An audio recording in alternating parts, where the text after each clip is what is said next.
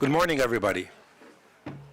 In this conference, so far we were introduced to many concepts, and we debated what those concepts mean, since shared meaning really is the starting point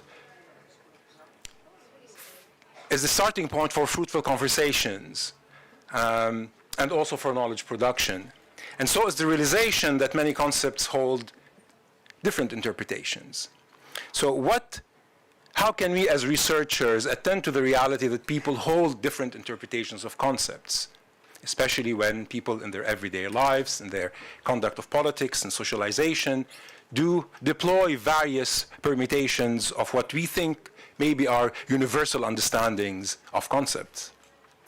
So what responsibility do researchers have in giving meaning to different social interpretations of concepts?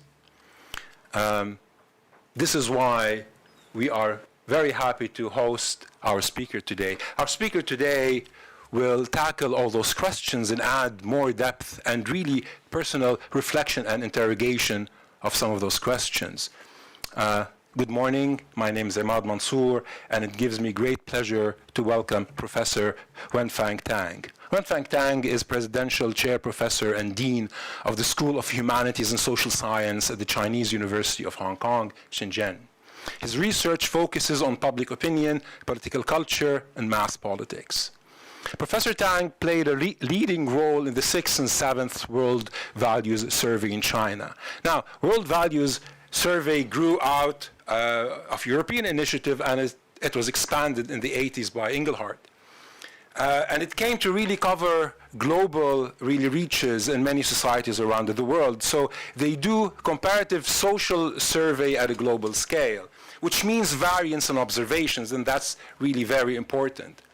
It might be perhaps also important to mention that this is a non-profit really venture, so people who engage in it, like Professor Tang, are there for the ideas and the exploration of really what society values and understands in the world. And the data that came out of those surveys really influences, or has been seen to influence, a lot of academic debates and also policy circles and policy decision making. I mentioned this given that his talk is pillared on data that really is derived from these waves and the surveys themselves. Finally, Professor Tang has extensive research experience across international boundaries, which really translates into critical insights as to how people from all walks of life across societies understand and interpret concepts. So hence the appropriateness and the relevance of his talk to the conference. We welcome you, Professor Tang, and we look forward to engaging your ideas. Thank you for joining us. Thank you. Thank you for the introduction. I'm very pleased to have the opportunity here to share my research findings in a place in this part of the world I've never been to. This is really my first time to travel to this part of the world. I've been learning so much. I just feel very happy to have the opportunity to visit this top research center in the country.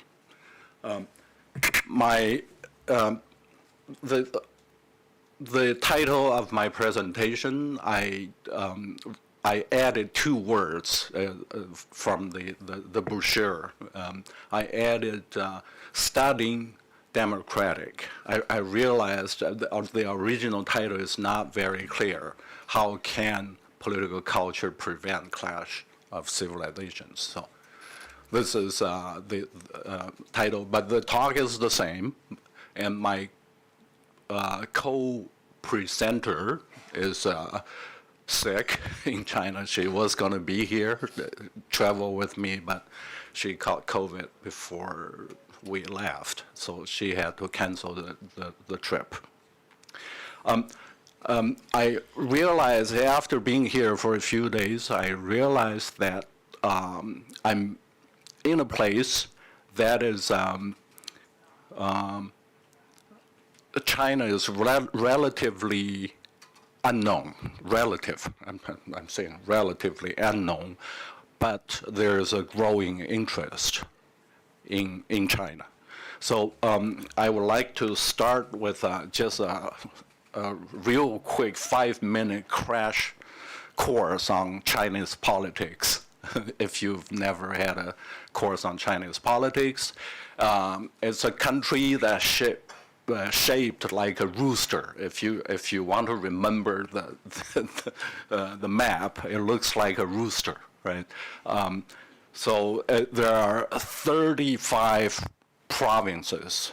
China is divided into 35 provinces, including 4 provincial level cities. So 31 provinces, 4 provincial level cities, like Beijing is a provincial level city, Shanghai, Guangzhou, Chongqing. Those 4 cities are provincial level cities, but the others are provinces.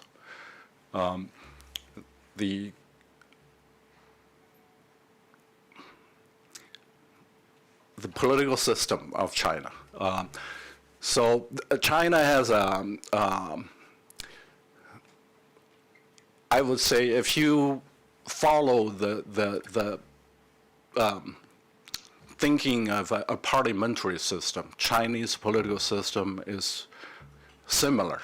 I'm not saying it's the same. It's similar to a parliamentary system. It has a legislature. It's called the National People's Congress.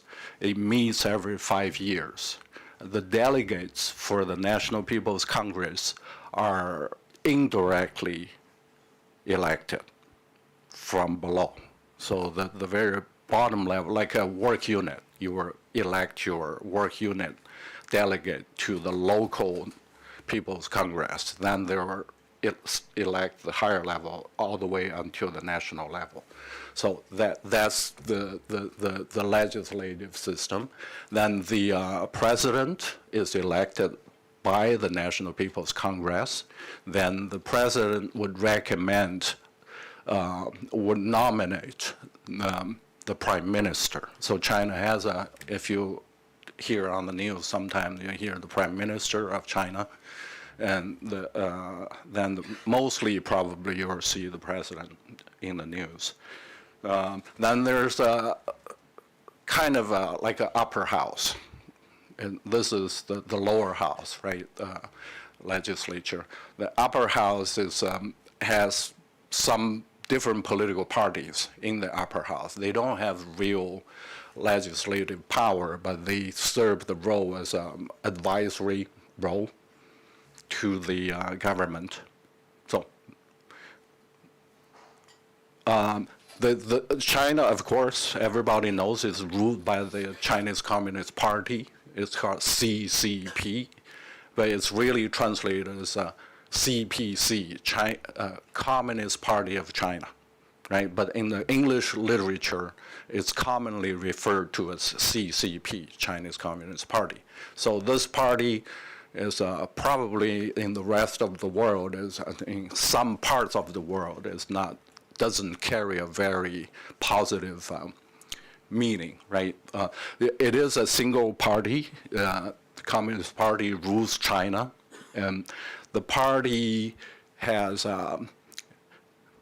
is the largest and the smallest. The largest in the sense that it has probably the most members among all the political parties in the world. But it's arguably the smallest party in terms of percentage of population. It has, last time I checked, 8% of China's population. So if it's 1.4, 1.5 billion people, right? If 8% is well over 100 million people. So that's probably the largest political party. But in terms of percentage, it's very small. It's a elitist party. It's difficult to join the party. You have to show your loyalty. You have to come to work very early. You have to clean everything, and you work very hard. Then other people leave at the end of the day. You have to stay there just to show your diligence, your attitude, before you can admit. Of course, there's political loyalty you have to express. So that's the Chinese Communist Party. The party is the longest ruling communist party in the world. I think it already outlasted the Soviet Communist Party. So it started in 1921, right? Between 1921 and 1949, it was the period of survival. And the Communist Party was fighting in the civil wars and anti-Japanese invasion. So those 30 years were a very hard time for the Communist Party. Many people died. Some people say that the reason that the Chinese Communist Party lasted so long is because of the sacrifice during the Civil War. The current president, for instance, his father was a general during the Civil War, before 1949. Then the second period is from 1949 until now. It's been in power for more than 70 years. I don't know what else you want to know about the Chinese political system, but this system is a single-party political system, and it's being described in the Western political science literature as authoritarian political system, or autocratic system, or dictatorship. These are the words basically you hear when people talk about China in political science. So I would like to just give you this very brief background information to put my presentation in context. And I want to show you, under this kind of political system, what kind of political culture China has, based on my survey research.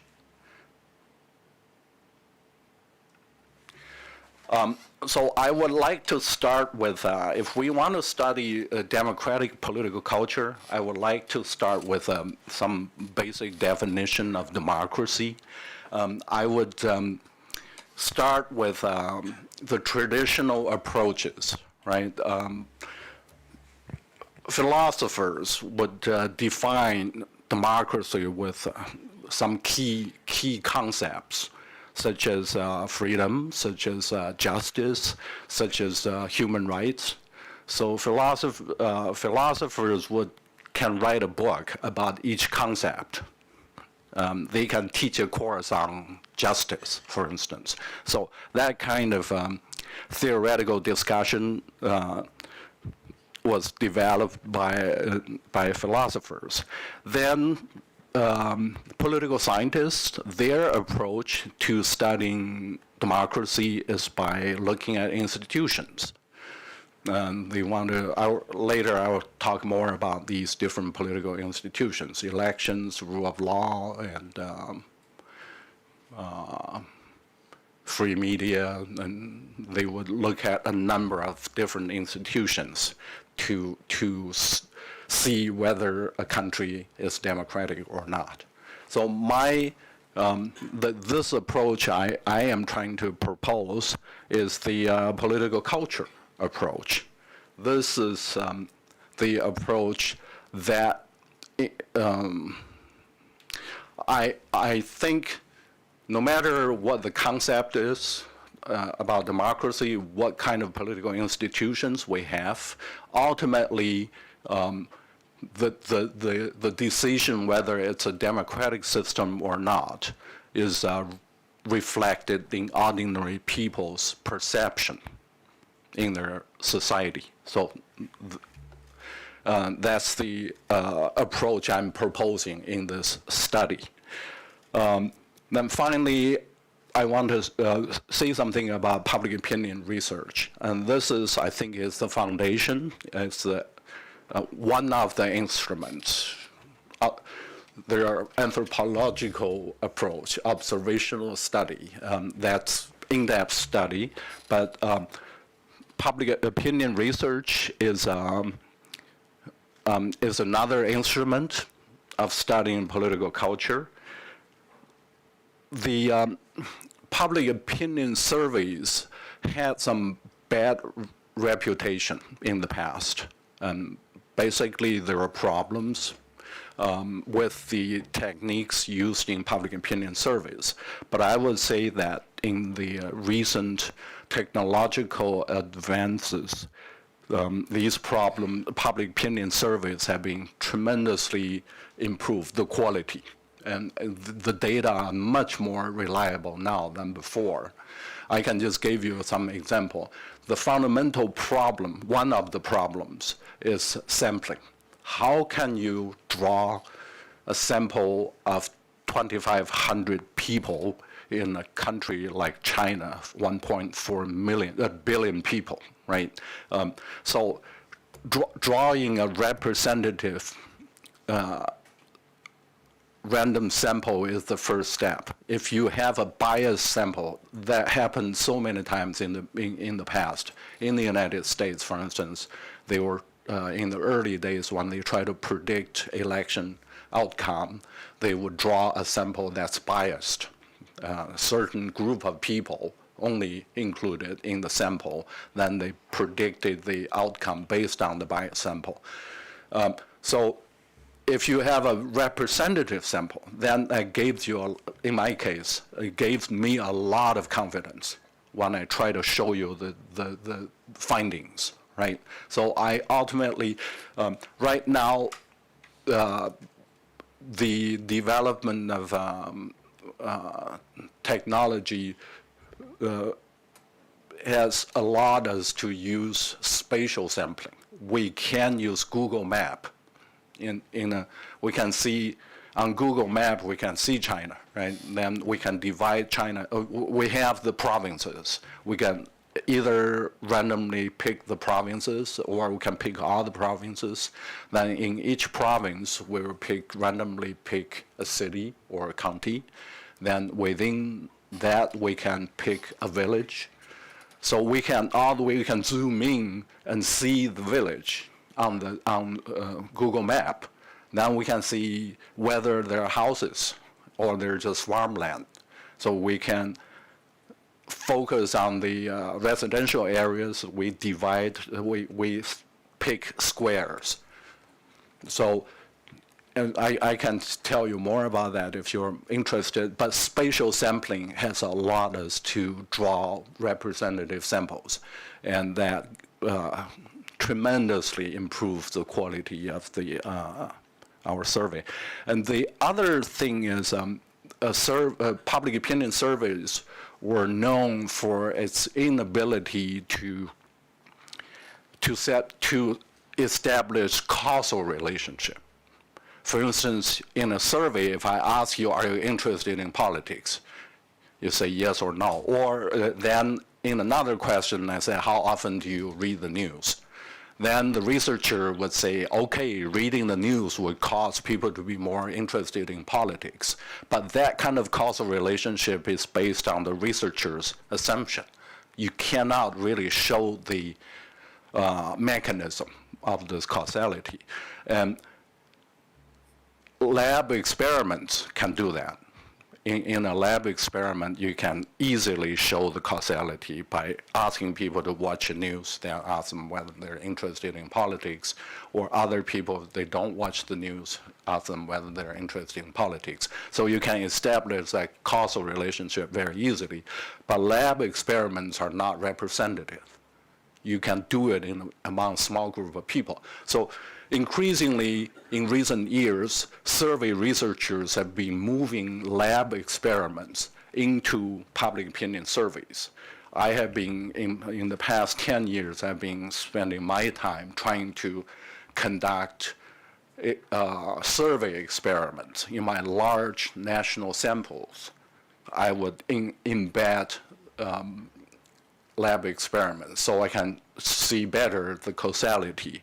The other problem that's also that made public opinion survey have a bad reputation is social desirability. Someone was talking about yesterday, right? If you ask people sensitive questions face to face, they may not tell you the truth. Like in the United States, if you ask, if you're a black survey worker, if you ask a white person, how racist are you from 0 to 10, tell me, and nobody is going to tell you, right? So that kind of a problem is also being resolved in recent years by experiment, survey experiment. I've been doing this in my research list experiment. I can easily tell now how many people are lying, basically. The other thing about technology that made survey research easy is if you, in the past, if you have a questionnaire on paper, you ask people a question, what channel do you use to get your political news, political information? You have TV, you have newspaper, you have internet.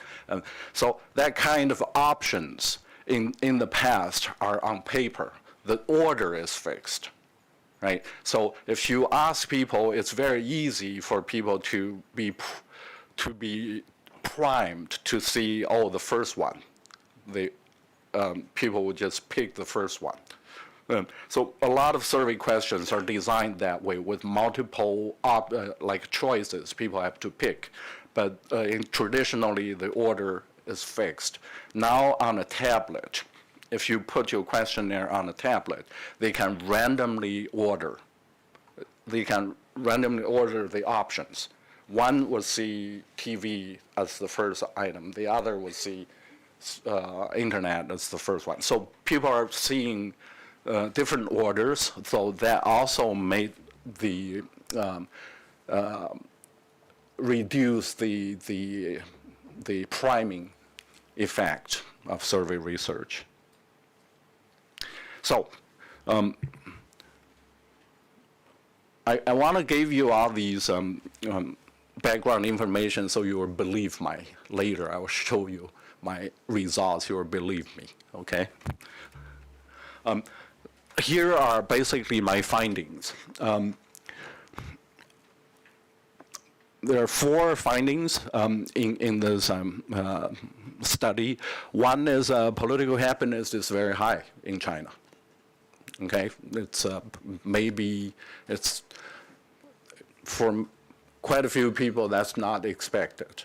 How can you be politically happy in an authoritarian society, right? That's impossible. Your survey is wrong.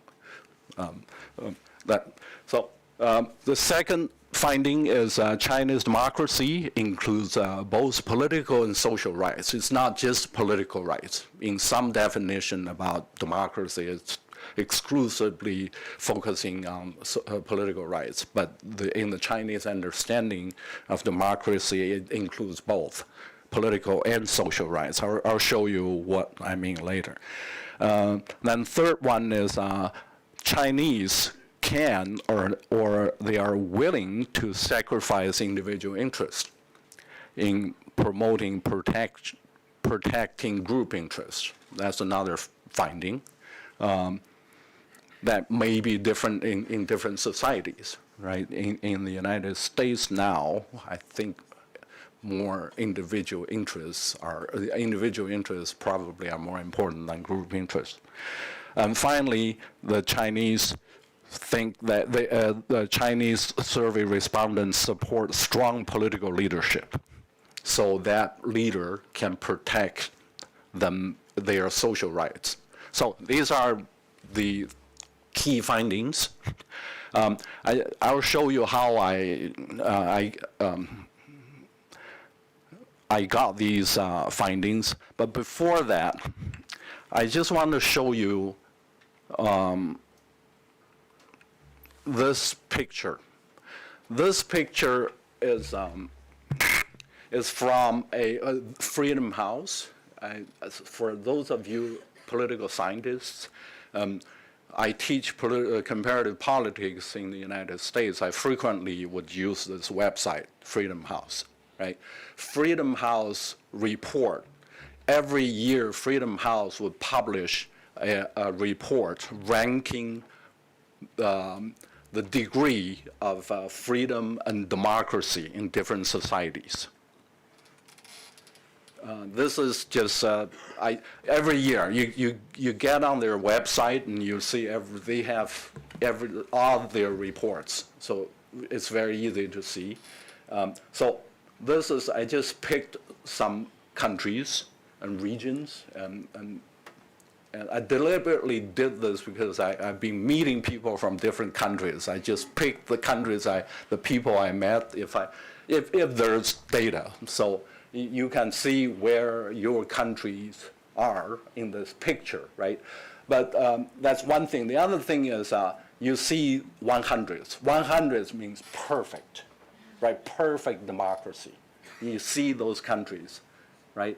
They're perfect democracies. Then it goes down. If we use 60 as a passing grade, then a lot of countries wouldn't pass the bar in this picture. But what's the worst? You see the worst, right? It's the very left, China. Perfect is 100%. China is rated 8 out of 100. For me, it's like, it's a joke. Why don't you just say 0? It's about the same.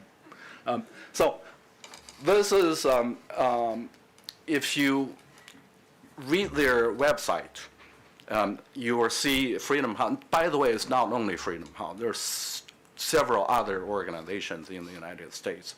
They do the same thing every year. So if you read their website, there's a board of trustees for Freedom House. This is an organization. And if you look at who are on the board, these are business and labor leaders, government officials, professors, prominent journalists, lawyers, if I can remember correctly. Who are these people? They are, in my paper, I would say these are the Western liberal elites. And people get upset when I use the term because maybe it includes too many people, right?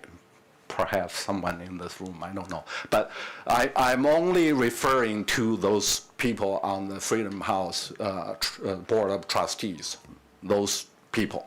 Okay, and they are very representative. They will sit there every year and sit in the room, try to figure out what country has how much democracy. And so that's why I said the world, according to Western liberal elites, freedom and democracy in these societies. So I hope you'll keep this in mind.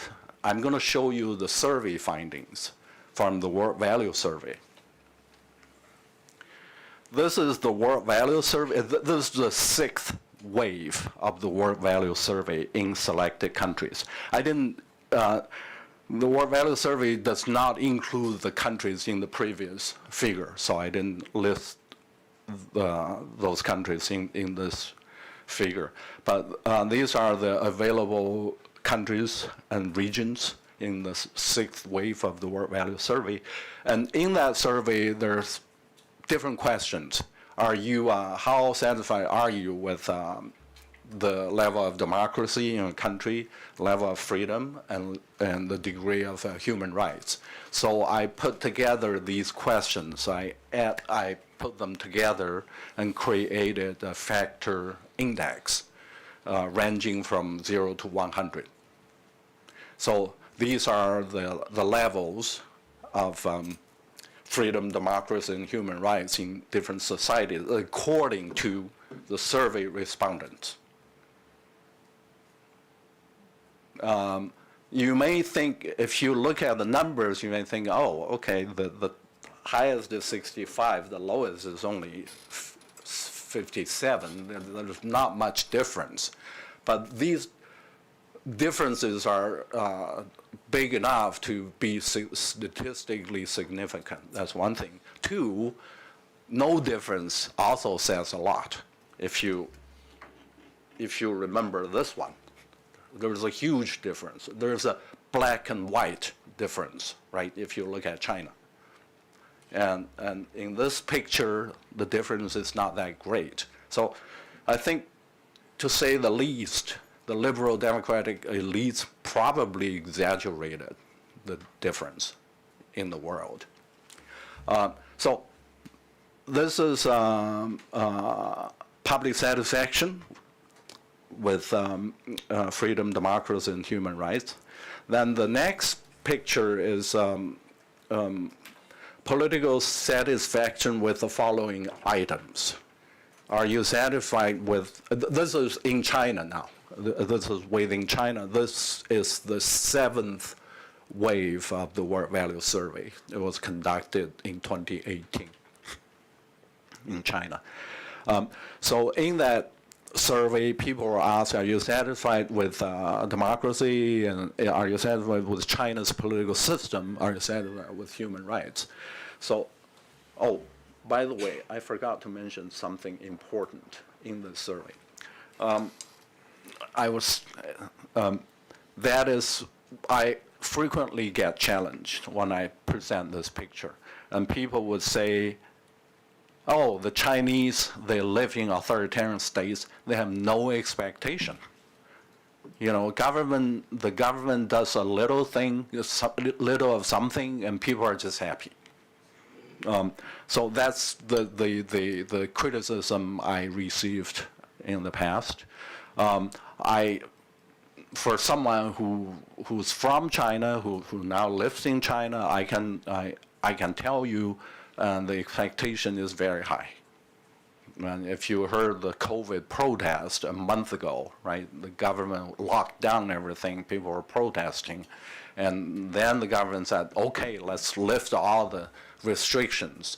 And then there's a surge of COVID, then people are protesting again, why did you lift it?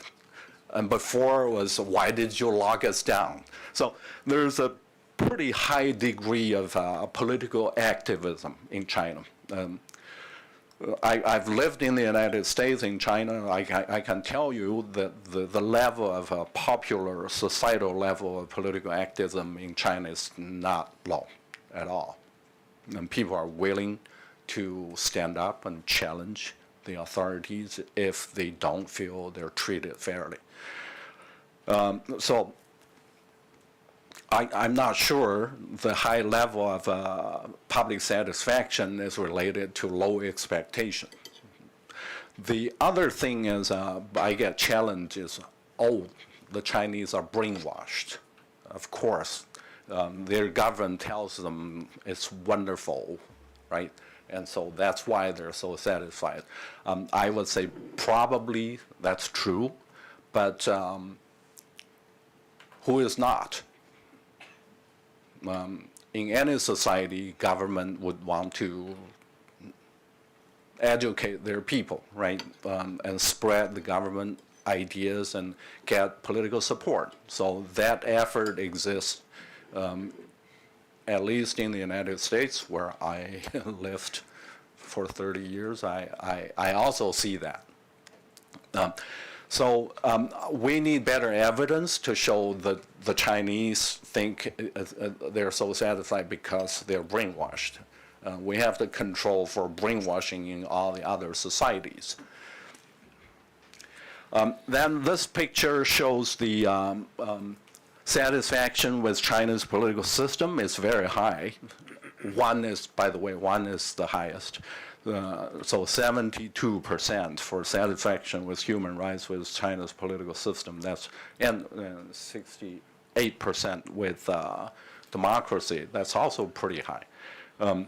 Then people will say, "What do you mean human rights in China? There is no human right in China, right?" But in the Chinese political discourse, Chinese political environment, the government also puts a lot of emphasis on human rights, but the argument is human rights should be stages, right? China is a developing country. If people don't have enough to eat, they don't have food and shelter, that's the right of survival. That's the first step. And only when the country can satisfy people's social rights, and then we can talk about political rights. So that is the Chinese version. I'm not saying whether it's right or wrong. But people in China hear this all the time. That's why probably you see a high level of satisfaction with human rights, given China's very rapid improvement of living standards in the past several decades.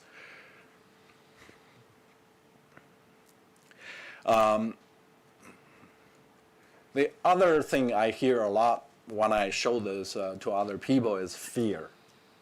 Chinese are afraid. They don't want to tell you the truth. So as I mentioned, I spent in my past, including in the world value surveys, we embedded list experiments. We try to see whether people are lying to us, whether there's social desirability. And we found that probably there's about 8 to 10% of social desirability, meaning it's inflated by 8 to 10%.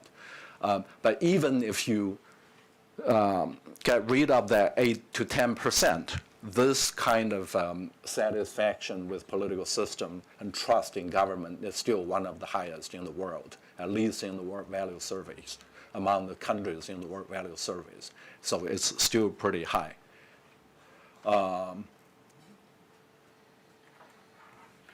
The reason why the Chinese are so satisfied with democracy is because democracy is one of the core socialist values in China. I show you this way. You will see this, those signs everywhere in China. Okay. It says prosperity. I'm reading the top left corner. Prosperity and democracy. That's the second one out of all these core socialist values. So if people are going to work, coming back from work and seeing these signs, they are, of course, so used to the idea of democracy. It's talked about in Chinese news, in Chinese leaders' speeches, and in the street signs everywhere. So people have been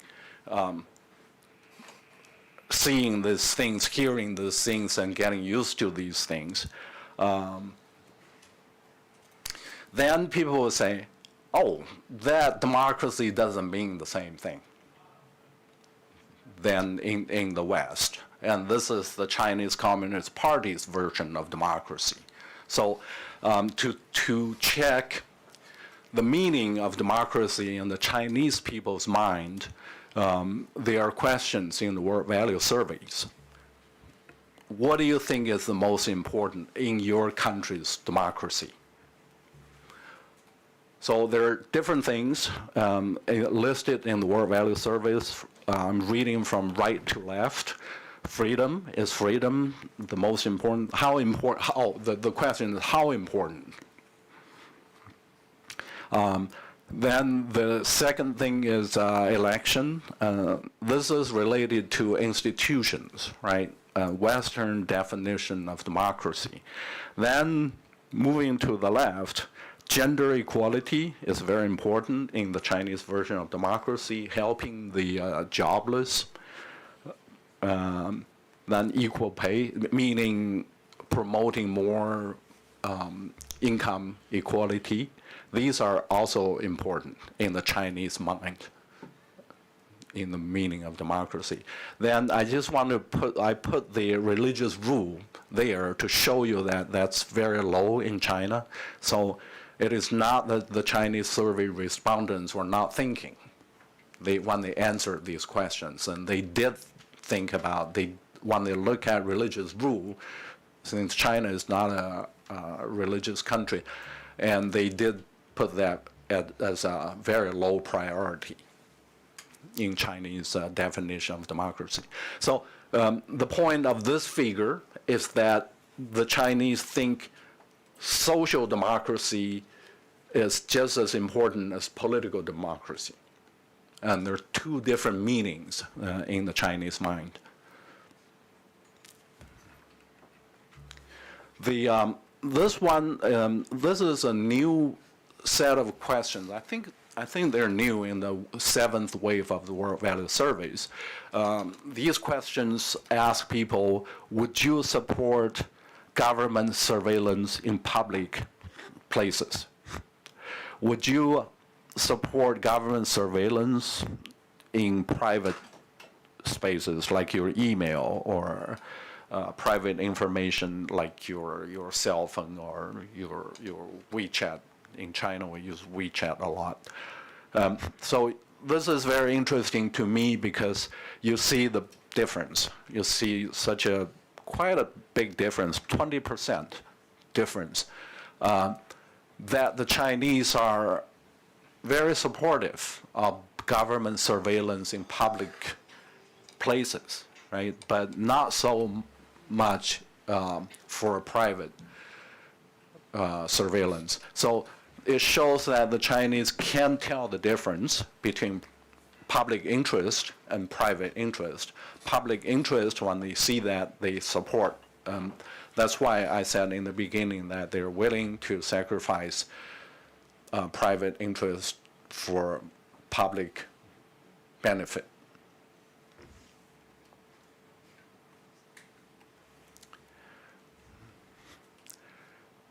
And the final figure shows that support for strong political leaders without election. And this is another question in the World Value Survey. It says, would you support a leader who does not have to be bothered by re-elections? So the red bars show the change in China from 2002, I forgot the wave, but these are 4 waves of World Value Surveys repeating the same question in China. You see the gradual increase from the early years, 2002, only 37%, to the latest wave of the World Value Survey, 53%. The other thing I'm not showing to you, but it's in the paper, is that in regression analysis, there's a very strong connection between people's desire for social democracy, meaning social rights, welfare benefits, and their support for a strong leader. So the point is people are supporting the strong leader because they want the strong leader to protect their own social benefits, social welfare.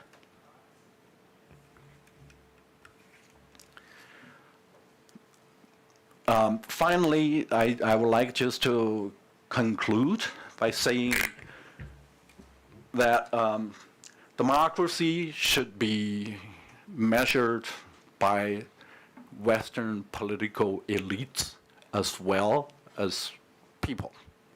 That part is not there in the literature. At least I haven't seen anything. When we define democracy, probably we need to include, for me, I think I'm fine with just looking at public perception when we talk about democracy, but I know a lot of people would disagree with me.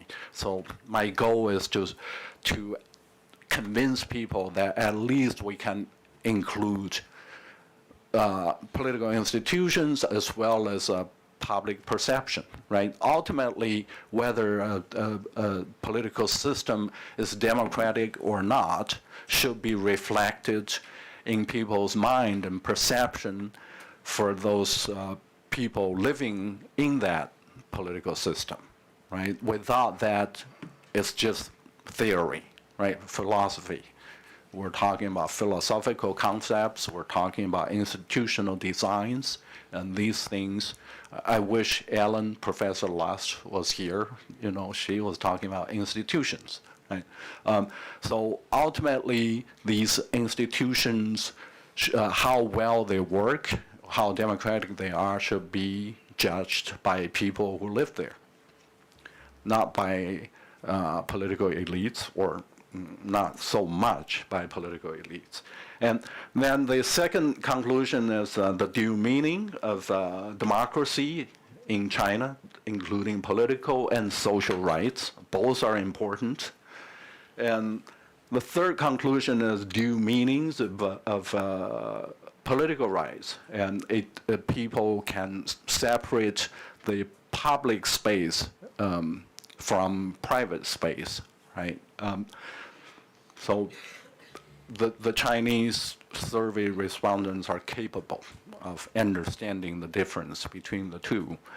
The fourth conclusion is the acceptance of strong political leadership as a guarantee of social rights. That probably explains why there's such a strong support of the authoritarian regime in China. Finally, is the studying political culture based on public opinion can prevent the clash of civilizations and reduce suspicion between civilizations. And this is, everyone remembers this book, right, by Huntington in the early 90s when the Soviet bloc collapsed. Huntington predicted the clash of civilizations between Western world and the Islamic world, right? But after 9/11, particularly during Donald Trump's time, one of his advisors, Karen, can't remember her name, she brought up this book again.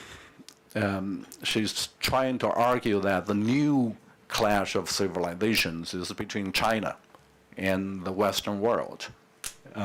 But I hope my study would show that that this kind of clash is really based on suspicion. Suspicion is based on like this black and white picture of the world by the Western political elites, right? But if my study shows that there's not that much of a difference, and the Chinese do love democracy too, right? And their understanding of democracy is not that different from the West. Probably that will reduce the chance for another clash of civilizations.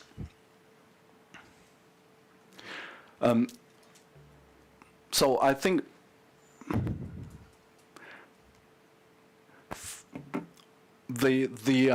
another point I'm trying to make in this study is the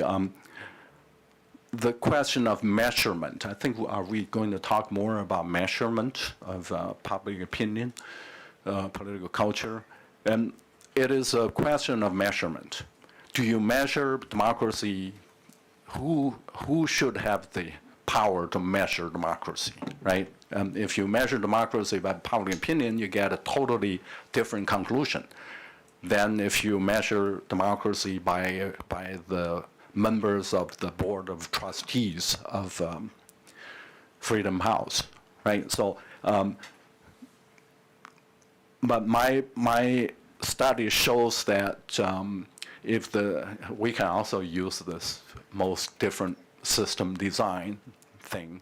If the two systems, like the United States and China, are totally different, right, but the outcome is similar, then the difference between the systems doesn't matter.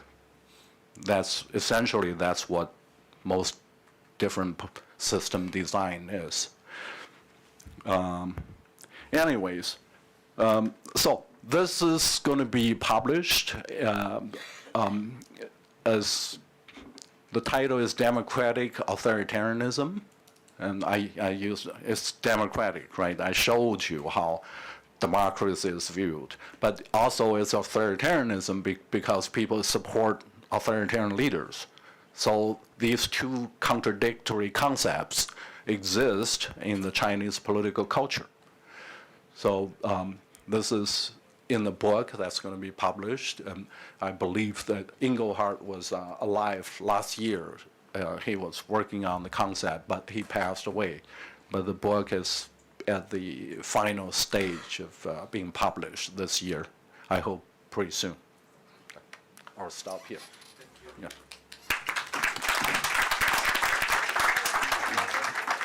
Thank you for a really fascinating talk. I would imagine it really stirs a lot of reflections and questions. We shall start by order that I see. Please, Sari. Thank you so much, Professor Tang, for your insightful talk. Well, let me start by your first conclusion, measuring public or measuring system through elite versus public. Well, if you take another public opinion is happiness index, and I have been observing it for many years, and it's based on public and not the elite. So we see China figure out as ranked 87 compared to Taiwan 22. You were talking about happiness this one. values survey and happiness index ranking. I am not talking about world value survey. You're talking about Freedom House? No. I am talking about happiness. Happiness. Happiness survey is exactly like the world value survey. Is based on public. So we see China rank very low. Compared, for instance, for a similar country like Taiwan. But so, in which survey are you talking about? Happiness. I know, but which survey? 2022, the last one. 2022. Yeah. World Value Survey? No, it's called Happiness Survey. Happiness survey. Okay, so this is happiness with life, not political happiness. No. Can I continue my my argument? So actually, in this survey, and it's a very serious survey. I mean, I'm heavy consumer of the values world value survey, and I compare with the happiness survey. And in happiness survey, who is the first two, or among the four, is Israel and United Arab Emirates. So all this public opinion survey needs some qualification. For instance, in Israel, what the meaning of living in happy among while you are occupying almost in an apartheid system and occupying the other. United Arab Emirates, they are less than 9% of the population where they live with the exploitation, etc. So all these surveys need the qualification, and this is where I mean you bet. Open your mind. Sorry. You put us between two antagonists. Freedom House survey, which really is problematic. I agree with you, but the other need the qualification of this survey, because between them, for instance, you have Amnesty International talking about the heavy violation of human rights in China. I've been in Shanghai, and the professor who wanted to bring me to his class, he whispered on me, whispered that please, there is a camera, and he showed me the camera before entering the class, to watch my tongue. So what about the Uyghur? So my message is very simple, that yes, you need a phenomenological approach of looking to Freedom House survey, but in the same time, you need to do it for the other. Thank you. I just want to show you this. Public surveillance, 72% people support it. You were talking about in the classroom, there was a camera, right? And people don't mind. But okay. Hello, good morning. Thank you, Professor, for this interesting presentation. My name is Corina, and I'm a PhD student from Portugal. So I have just a few quick questions for you. Some scholars have talked a lot about the Confucianism political order and the role it plays in the society. Considering the results in the surveys you have mentioned, what is the role of Confucianism in influencing citizens to express truly their feelings and opinions? And then another question is, I didn't know, but China has a lot of polling companies. Is that true? It has more than 100 or something. So why does the government allow these companies? And does this public opinion really influence policy making in China? And my third question is, so you mentioned that Chinese support public surveillance. Yes, indeed. So do citizens also support the censorship of online criticism in the social media? Thank you very much. I need to write down. You have, I think, here. I have a pen. Thank you.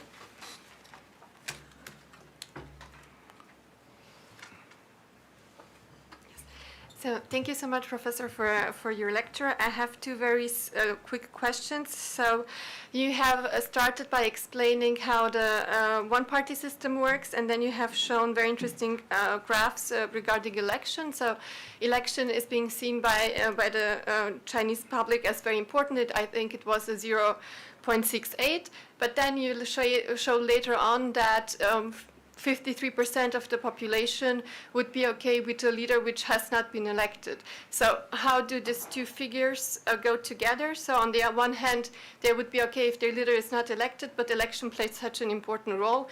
And how do we see this in the context of a one-party system? And are the things that were measured in your data been measured also in Hong Kong, and are there differences? So how do we see this in the one country, two systems policy? Thank you. Thank you so much for this very thought-provocative discussion here.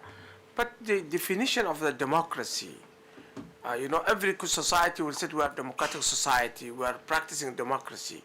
But what does it mean, democracy, in the lack of pluralistic society?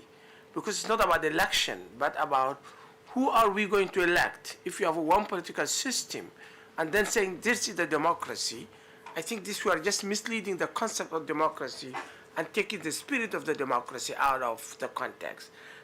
The other thing is, I'm just a little bit suspect about this survey, because people have a tendency to censor themselves. If you are in the autocratic society, surveillance, fear factor, etc., it's likely to be people are censoring themselves. Others might be the economic prosperity of China probably is a factor of some people giving you some sort of I don't care about the political system anyway, just I'm making some economic gains. So I'm just wondering whether this is a little bit of misleading. And the last thing that I have is, I wish I want to see, is there the generational shift? Is there the break among the generation that is, because the older generation are hardly indoctrinated, there's the limited information flow, but given that the newer generation, they have more information, is there the break within the generation in that sense? Thank you. Take two more and then we'll come back.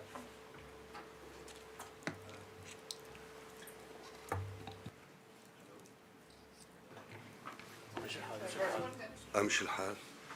Thank you very much for your talk. And it seems to me that you were making the case for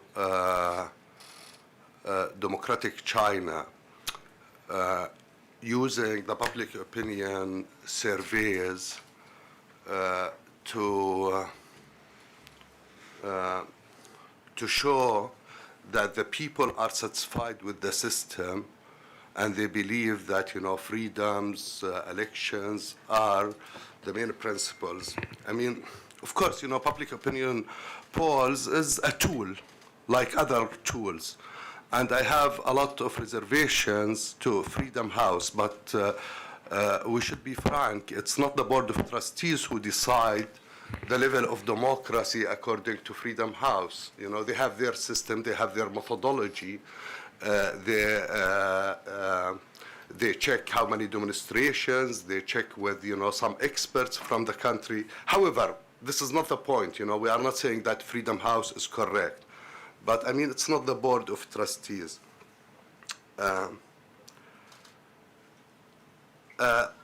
One of the things, because I work on the surveys, one of the things that we face that, for example, in a country like Egypt or Jordan, which are authoritarian systems, we find that the people evaluate democracy or the level of democracy in these countries more than 5 out of 10, or sometimes, you know, 6 out of 10. But we keep asking ourselves why the people who are living under authoritarian system or semi-authoritarian system, they are not able, you know, to change the government through fair and free elections, evaluate the democracy positively in these countries. I mean, they never reached 9 or 8. And that's why we bring other questions. And one of the questions which are very important, to which extent that the people are able to criticize their governments, or to which extent that the people are able to sue their governments, or to which extent that the people can feel that the elections are changing the governments. And we take all of these questions and other questions together in order to understand why the people in Jordan, for example, or Egypt, gave the level of democracy, for example, 6 out of 10, 60%, let's assume, which is not 80 and 85. The other thing which is related, you know, to the public opinion, I mean, now if we conduct a survey, for example, 2 years or 3 years, or if there is a crisis in Britain, we conduct a survey about the capital punishment. We find out that 70% of the people wanted, you know, the government to reintroduce the capital punishment. That doesn't mean that we should. That means that the capital punishment is good. Why I'm comparing this? I'm comparing to the surveillance that you mentioned. Let's assume that, you know, 73% of the Jordanians or the Chinese wanted the government, you know, to have tools of surveillance in their country. That doesn't mean that it's correct. That doesn't mean that this is that they are expressing their freedoms. We need, as social scientists and political scientists, to understand why they are asking about why they are calling for surveillance, and to connect it, for example, with the level of crimes, with the fear of the poor people, with the possibility of disorder. There are different factors. You know. The figures, I do surveys, but what does it mean, you know, public opinion polls? They are not only figures, and we have to follow the figures. We have to understand why the figures are coming from, the cultural, the political, the socio-economic conditions that they are bringing the figures. And since you showed us the surveillance chart, I noticed that even the chart was not correct. You know, 73 is very high, 53 is very low. It's like, you know, it's small. You know, the chart it has to be, maybe it's wrong in the chart thing.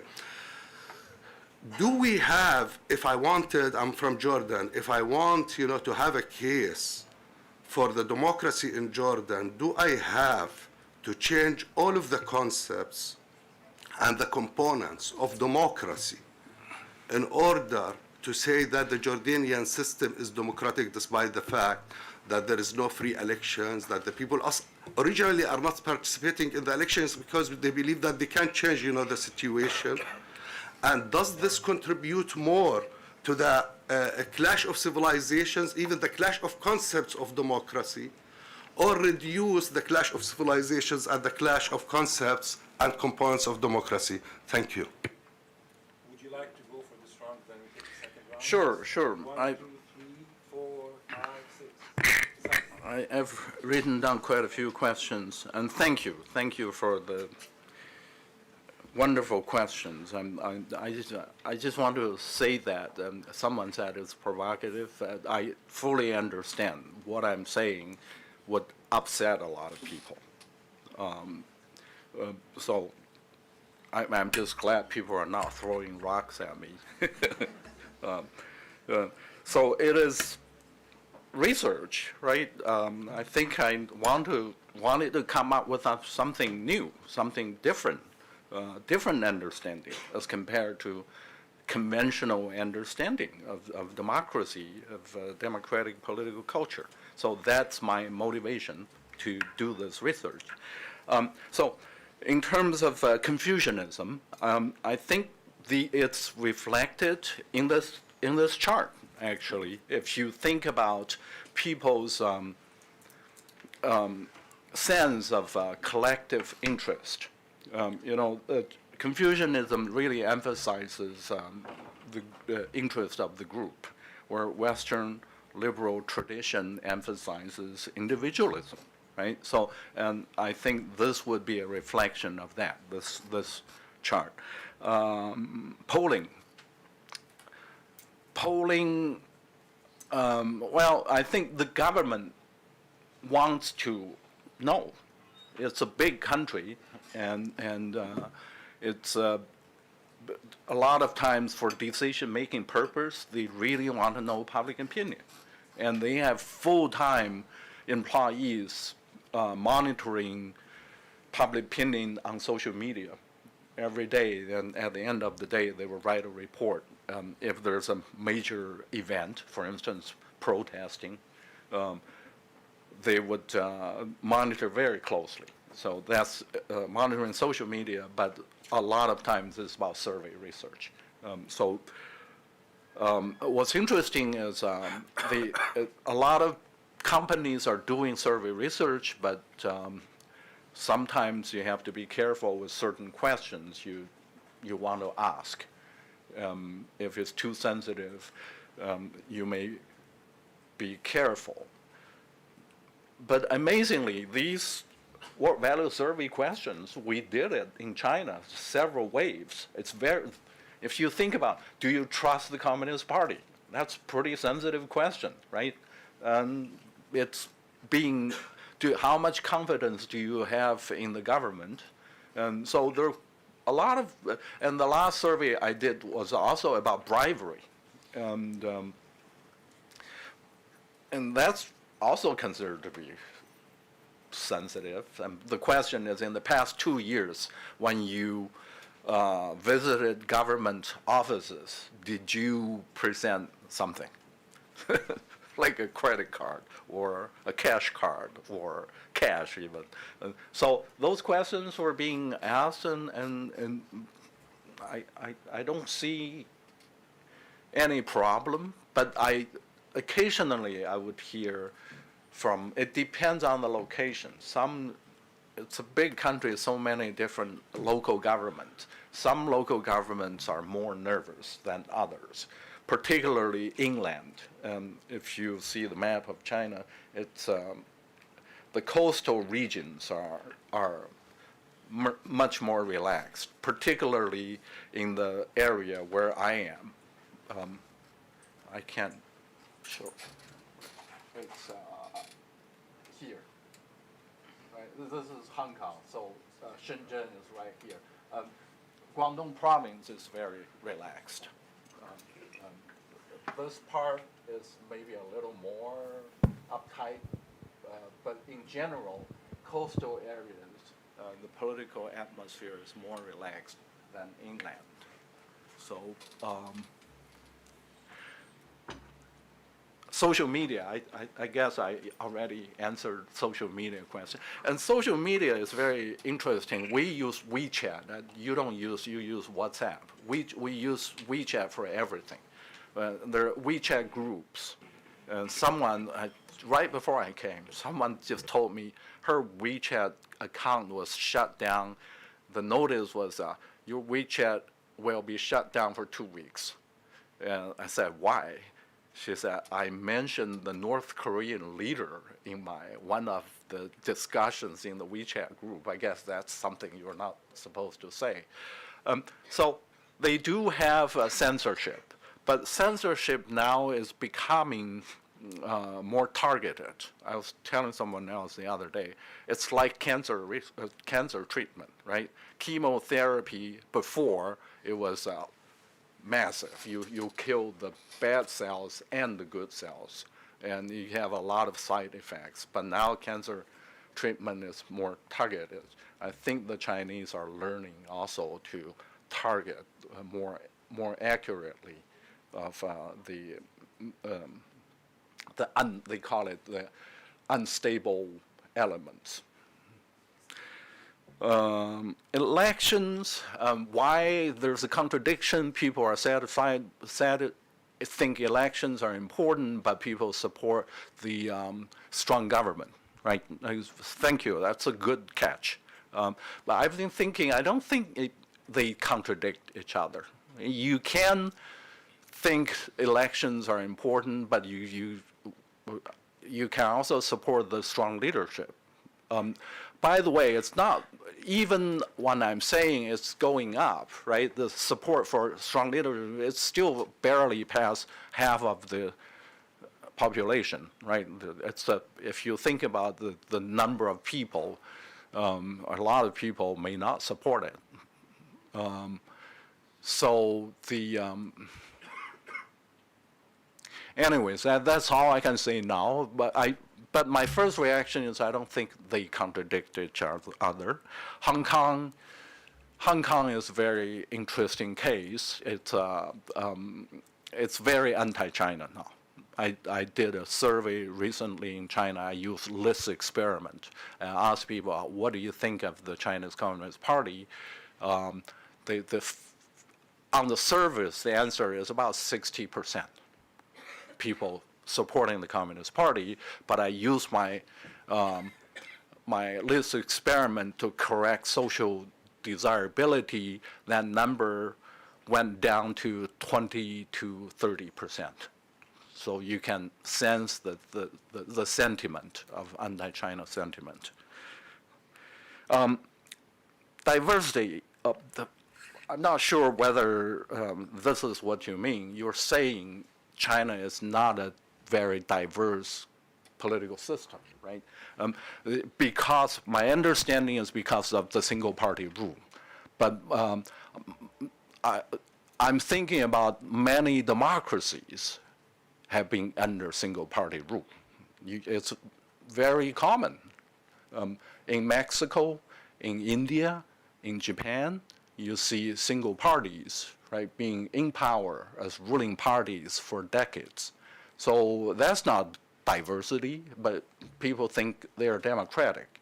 And so it's possible to have a democratic political system, but with a single party rule.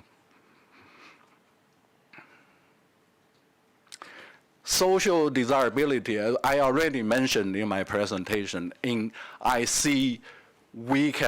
I mentioned this bribery survey. We found large number of people lying. But for this kind of a question, political trust, satisfaction with the government, I mentioned only about 8 to 10% of people who actually, they really didn't like the government, but they told us they did. But that percentage is small. If we are talking about 70% political trust of the government. If you get rid of 10%, it's still 60%. If you look at other countries in the World Value Survey, that number in democracies in the United States is 30% range. So it's still very high, even taking away the social desirability effect. Young people,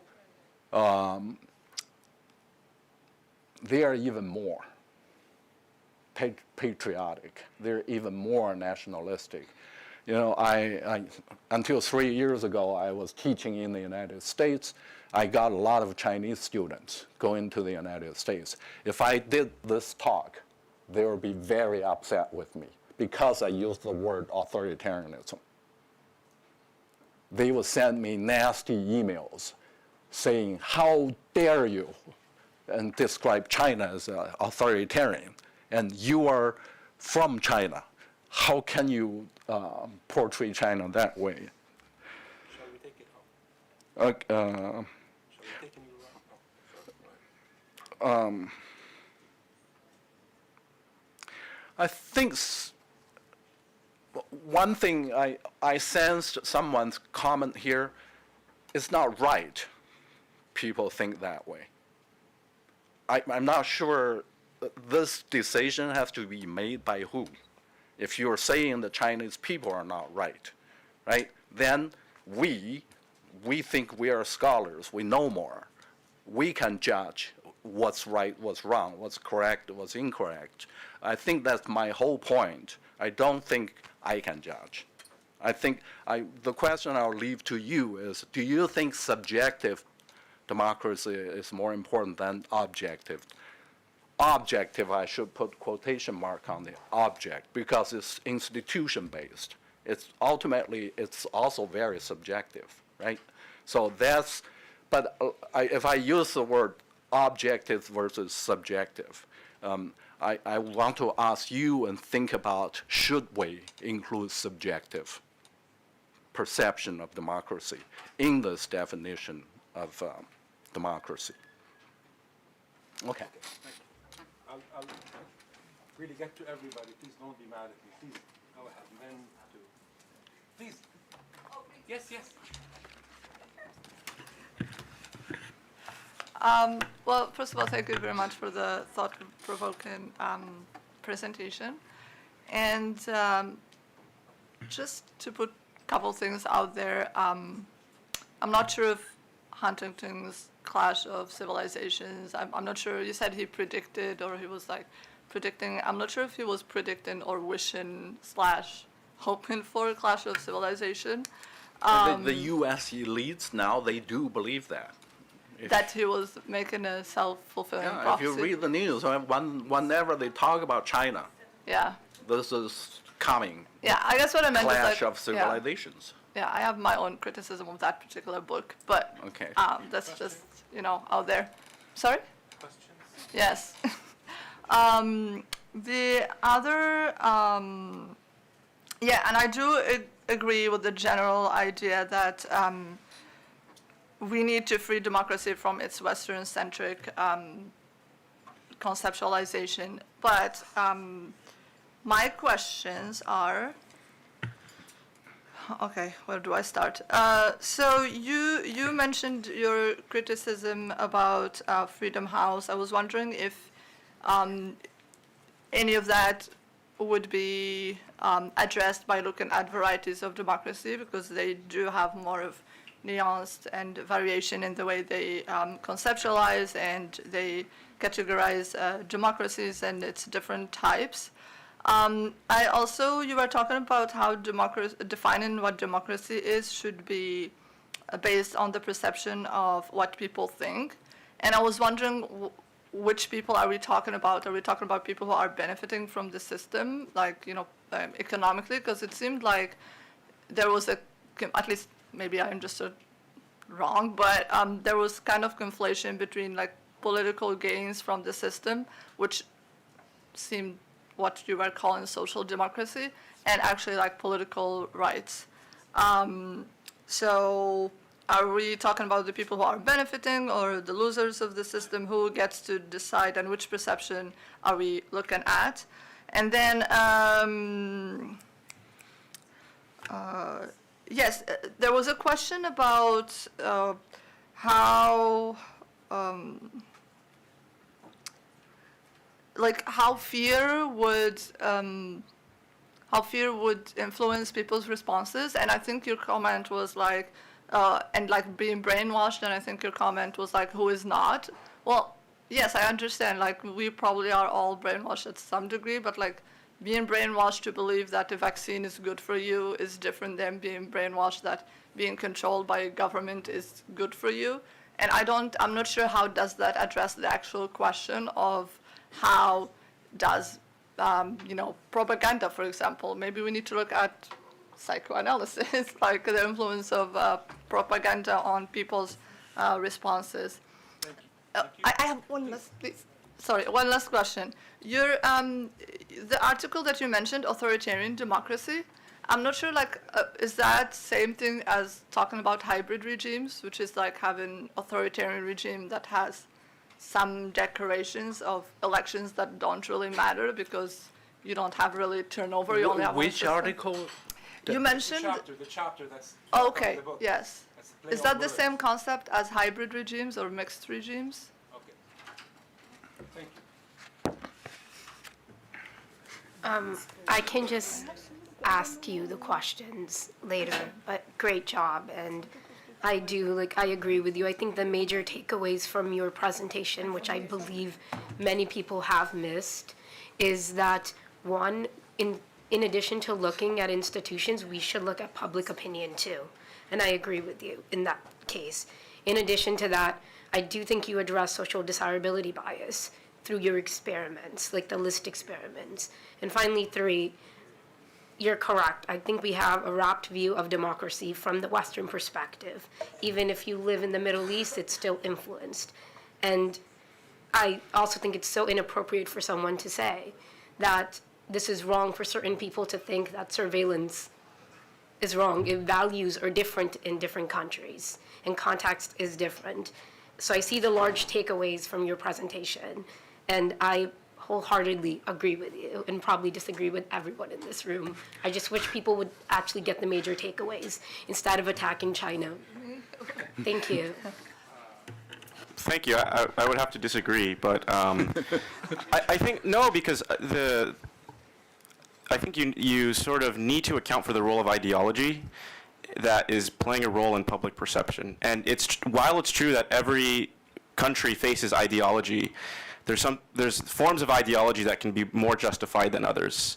And so even in the US, there's lots of ideology, lots of misinformation. The difference here is that there's forms of opposition, forms of protest. People can express what they believe without any fear that they'll be punished. And so this is why I'm a little worried about your kind of emphasis on public perception because of ideology. Thank you.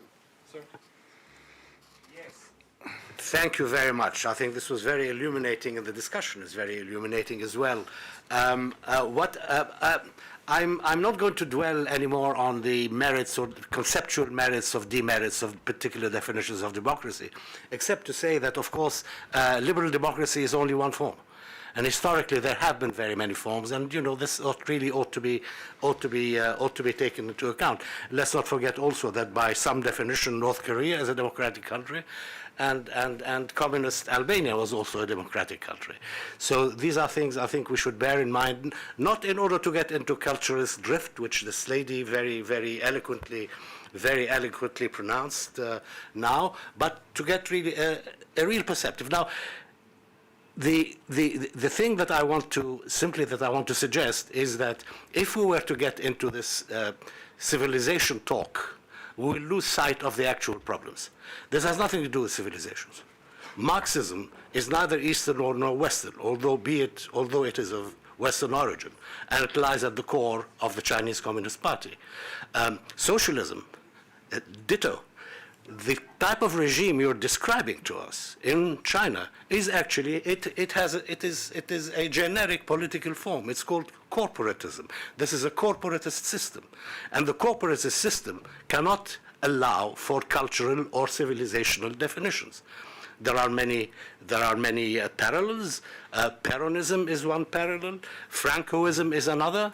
They operated in different ways, as does China, but this is actually a corporate political system, which arguably might call itself, for a variety of reasons, democratic. In this respect, I really think that bringing up the issues of clashes of civilizations simply mystify the issues and interpret them in a way which they do not operate. The United States expansion into the Pacific has little to do with civilizations. Civilizations don't go to war. States go to war, and coalitions of states go to war.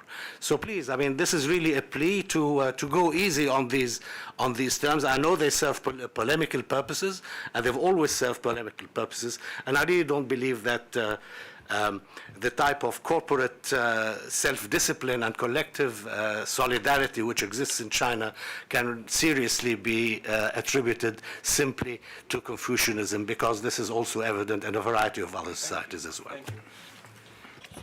Hi, Munira Naimi, student in Security Studies. First of all, I want to thank you for the enlightening and impressive lecture. Thank you very much. Before I go with my question, actually, this is what will lead to my question. A month ago, we all witnessed the China-Arab summit in Riyadh, where they are agreed and announced that China and Arab state agreed to make all-out effort to build a China-Arab community with shared future in the new era. So my question is, we as an Arab and people who live in the Gulf, what the most we need to learn about the political culture, and by that I mean the Chinese political culture? Thank you. Thank you. We have 1, 2, 3, 4. Shall we take them, or shall we take another round? Would you be comfortable in taking 4 more, or would you like to address these? Sure, I'll take more. So, 1, 2, 3, 4. Thank you very much for the interesting talk, Professor Tang. I am personally curious. You mentioned political satisfaction, democracy, and freedom. How about academic freedom of scholars in political science with respect to politically sensitive issues? Is there any political indoctrination or restriction in the curriculum, or censorship, or even self-censorship at Chinese schools? And is this considered in the surveys or in your evaluations? Thank you. Thank you so much for this is interesting lecture. But as long as you claim that China is democratic, and you gave us another definition of democracy in China, and do you also agree on like the Chinese citizenship? Do they also have another definition of citizenship? So all Chinese people are are having the same rights of the citizenship there. For example, the Uyghur Muslims in Xinjiang, are they enjoying the political freedoms there? Do they also have a political happiness, the one you gave us as a definition or something like that? The second thing also you presented about some Arab countries that they claim also that they are democratic. So, for example, Egypt claims it's very democratic and it has parliament and it has elected president, which is, they claim it's elected. So every country in the world now has a different definition of democracy, different definition of citizenship, different definition of fighting terrorism, So this will lead us, to a mess of definitions. We will not agree on something. Thank you. Thank you, Professor Tang, for the thought-provoking lecture. In fact, I have a quick comment. I think, according to the survey on the public surveillance, it's kind of common sense to have the people opinions to be high in this regard. But what if to be justified for the crimes, to protect the people from the crimes and the bad things, etc.? What about the private private surveillance if it was justified for the national security, given the current competition with the United States. That's it. Hi, thank you for the lecture. I want to give a comment. I found it strange to say, oh, people are satisfied with the system, hence there's democracy. If people are satisfied with the political system, that only tells me that they're satisfied with the political system. It doesn't say that there is a democracy, and it doesn't say that the political system is good or right, normatively speaking.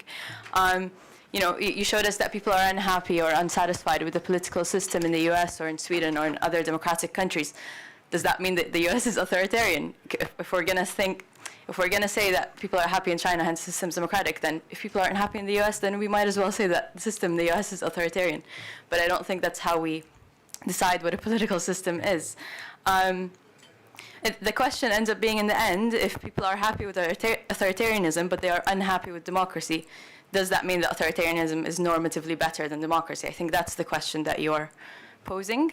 I do not think so. I don't think that's the only way to decide whether a system is better. I think there are other measures, such as dignity, which sees humans as equal and is capable of making choices themselves. And I think people develop the sense of dignity in a democratic country. And sorry, I just have one last comment. I have a comment in relation to your response to Dr. Hanafi's question. People don't mind surveillance, but maybe they mind it when it means that a professor has to watch his tongue. And if they don't mind public surveillance because they don't mind public surveillance because they are told that they need to sacrifice privacy for the public good. But how is a professor watching his tongue good for the public? So.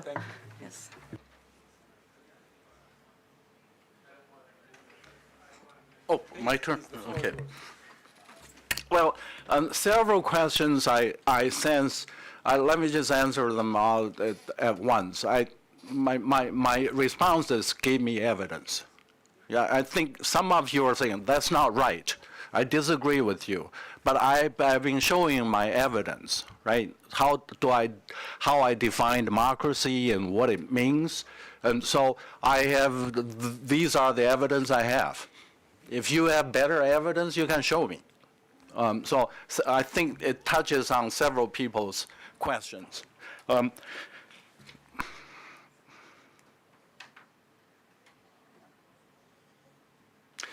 About Clash of Civilizations, I'm using it because the book really talks about it.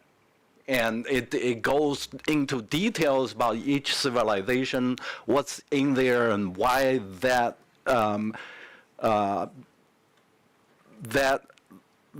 aspect of the civilization would create conflict with the Western civilization. So this is a book I used to use when I teach comparative politics in the United States. So I read it repeatedly.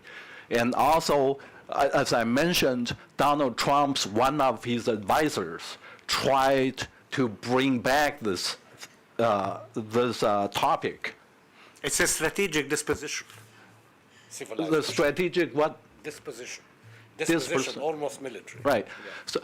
So I think this kind of perceived conflict is really based on misperception. Is based on the Western elite's view of the world. And the real world is not that black and white. It's not that so different. And this is related to someone's other question. Middle East and people in the Middle East, how they would understand Chinese political culture, I would say that's not that different from the rest of the world. China is portrayed as a monster, basically, in Western media now. When I go back, someone talked about brainwashing or propaganda, and I just remember last time I went to the U.S., I got off the airplane and got into a taxi, and the guy said, where did you come from? I said, China. Oh, isn't that true? Everyone gets arrested there? So that kind of perception, it's not based on reality. And a lot of people in the West, they rely on this kind of propaganda and brainwashing techniques to understand China. That's why I think my research is useful. I'm trying to break that kind of perception, that kind of them and us, black and white distinction of the world. If we don't see the world that way, we won't fight, right? Corporatism. It's a theory. It's being used before. I think it's fine. I don't see anything wrong with the theoretical framework. Some people use that to describe China, but that was in the 80s. Nowadays, I think people are trying to come up with something new. I am trying to come up with democratic authoritarianism. And I do think